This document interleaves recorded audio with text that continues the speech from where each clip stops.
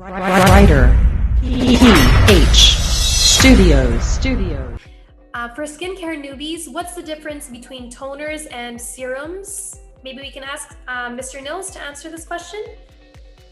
The toner is usually a little less treatment-based. It's also a lighter weight texture, so it's something you can layer your serums afterwards. If you're not using a lot of serums now, a toner might be a simple one-step product to get started on as well. Okay, awesome. All right, and Irene Perez from The Inquirer is asking, do you recommend keeping the products in the fridge, especially those with actives that can react with our very tropical weather? Good question. You can definitely keep them in the fridge. You don't have to. Okay. And we manufacture a lot of our products in Korea, where it also has, pretty humid climate. Okay. It's a nice option, especially with the eye patches. Okay, great. That's true, actually. That would feel very refreshing. Just some nice, cool patches under your eyes. All right. Okay, and from Business World, we have Joseph, who is asking, can we ask where you source your ingredients, or where and how? So a lot of our ingredient sourcing, actually a lot of our product development starts with the ingredients, is how we go through our product development cycle. We go direct to the chemical companies typically that manufacture the ingredients. So we try to direct source as much as possible. That does two things. One, gets us good prices so we can price our products as low as possible.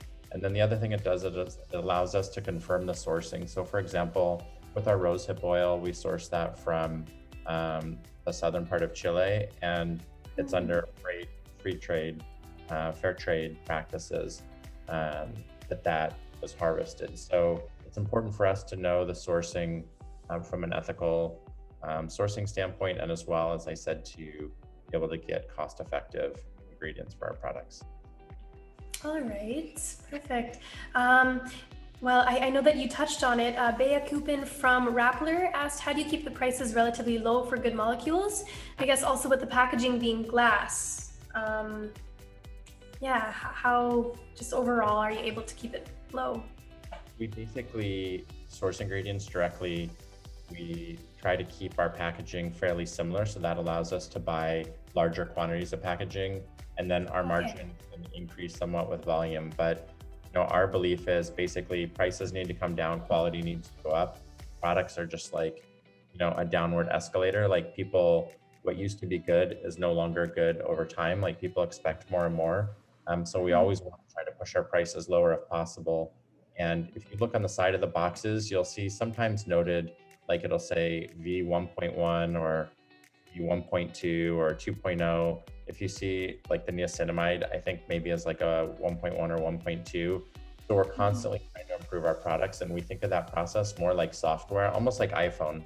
Your iPhone, you have a new software update, right? And your phone gets better. We try to do the same with our products. So when we see there's an ingredient that's working really well, sometimes we'll increase the percentage in that ingredient. Sometimes we will make a change on the preservative. So there's always some minor tweaks that we'll be doing if we think we can make the product better. And we note that on the side of the box, the version number, and we also tell you there's kind of release notes that tell you what changes were made.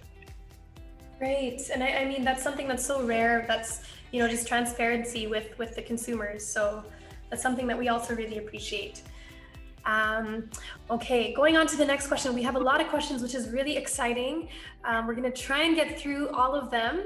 There's another question from Kitty LSI. She was asking if the products are safe for pregnant women.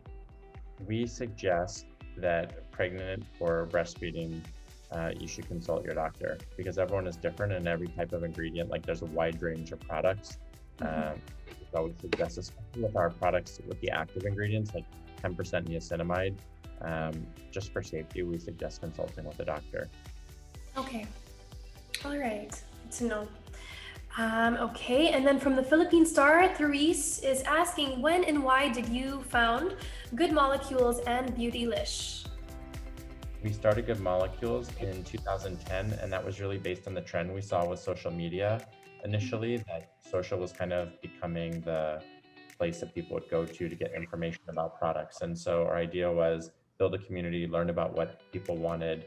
And with good molecules, it really came out of a need, what we thought should be in the marketplace. So one of the things was just transparency around ingredients, high quality products, lower prices, sustainable packaging, ethical sourcing.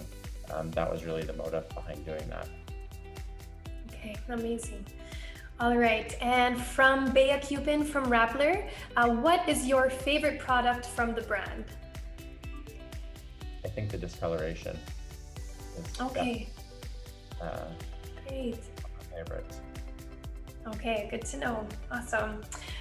Okay, and then from Dina Ventura, why did you decide to basically give away the formula as you mentioned earlier?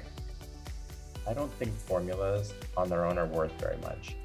A lot of people try to be secretive about their products, and we try to be, I guess, our belief is that trust with the customer is much more valuable than a formula. Like everyone in beauty tries to copy each other, and we say, here's our formula, it's great. If you think we can do better, we put the ingredients out there, we get good feedback, so it makes us better. It's just like if everyone had access to your email account, you probably wouldn't be forwarding jokes around during work, right? So publishing your ingredients actually allows us to do a better job for our customers. And I think if someone can try to copy our product at our prices, I would love to see them do that. Mm-hmm. All right, and I think this is a question that that everyone is also wondering, but when can we expect the full rollout here in the Philippines? We have more products coming on the way. The ladies will be continually bringing in the newest releases as quickly as we can get them the product. Okay. There is a little bit of delay, and we release as quick as we get it to the US, but go ahead, Audrey. Oh yeah. Actually, by the end of this month, we will be launching a few new products. So be sure to check out our Instagram account.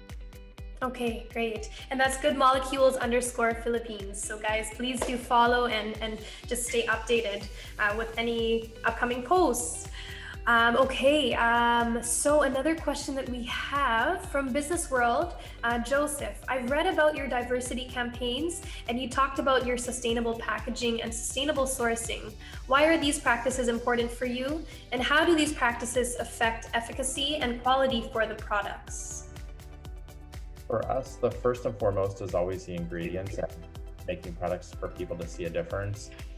The truth is, over time, as we become larger and you're doing higher unit sales of your products, you want to be able to make sure that you're having a positive impact in more than just on a customer level, right? Like it's a responsibility for us to do things like supporting packaging, clean ingredients, things that are safe for your skin, diversity, making sure that we're inclusive, not only in the models that we use or the PR that we give out, but also the customers that we're serving around the world.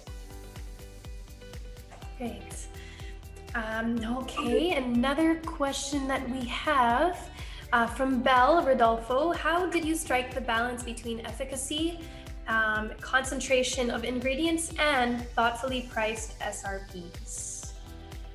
So one of our concerns with the high actives is definitely the irritation that it can cause. So we try not to always go to the absolute highest level necessarily, and we may at some point start offering multiple levels of same product, because if a product causes irritation, you won't stick with it to actually see a difference, right? So one thing that don't really drive your skin crazy and are still effective. And for us, that's the key. The pricing, again, comes into kind of working backwards. Our largest opportunity is serving customers around the world outside of the US. Like truthfully, if you look in a lot of the Asian countries, they're not on the trend as much as we are in the States. In Latin America and Africa, it's the same thing, and that's pretty much where the world's population is. So for us, keeping the prices low is actually super important to make sure that as many people around the world can get access to clean ingredients and effective formulas as possible. Great. Amazing. Okay, and our last question for today is from Karen AP Kaliwara from pep.ph. Did you adjust the percentage of ingredients for the Asian market? And did we do clinical studies on Pinays/Asian women? And how many weeks before users can see the results? So the percentages, basically when we look at the percentages of any of the ingredients that we make, we kind of go back to like, what are the studied levels, what are the recommended levels from the chemical companies that have the clinical research and the levels that have been tested. So we always want to work within a safe level. We're also looking at levels that are guidance, for example, from EU, to make sure that we're fitting within those requirements, which are also very strict. We have not done direct clinical studies on customers. However, many of the ingredient companies that we work with that make our key active ingredients have done clinicals, and we will be doing clinical studies on some of our specific products. And then the last question is, in terms of timing to see results, many of the products you'll start to see results within a few weeks of consistent use, especially the things high in actives. The niacinamide brightening toner, the niacinamide serum, hyaluronic acid, you instantly can feel the difference in the moisture that your skin is retaining. What else? Discoloration would probably be 3 to 4 weeks to really start noticing that it's working with consistent use. So depending on the product, will determine exactly the time, but I would say with the higher active products and things like hyperpigmentation, probably like 3 to 4 weeks, you'll start to notice the difference. Great. All right. Thank you so much, everyone, for all those questions.